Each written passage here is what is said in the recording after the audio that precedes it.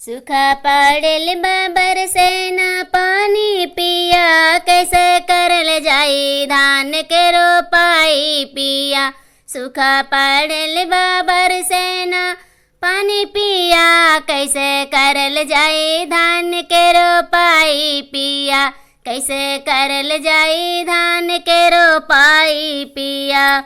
खाद पानी लगी और खेत के जोताई, खाद पानी लगी और खेत के जोताई। 300 रुपया रोज के मजदूरी पिया, कैसे कैल जाई धान के रोपाई पिया।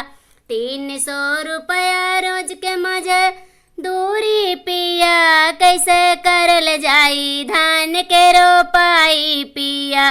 कैसे करल जाई धान के रोपाई पिया। सूखा पड़ल बाबर से ना पानी पिया, कैसे करल जाई धान के रोपाई पिया। घरवा के नून तेल साग सब्जी चाही, बड़ा महंगाई बजरिया में छाई।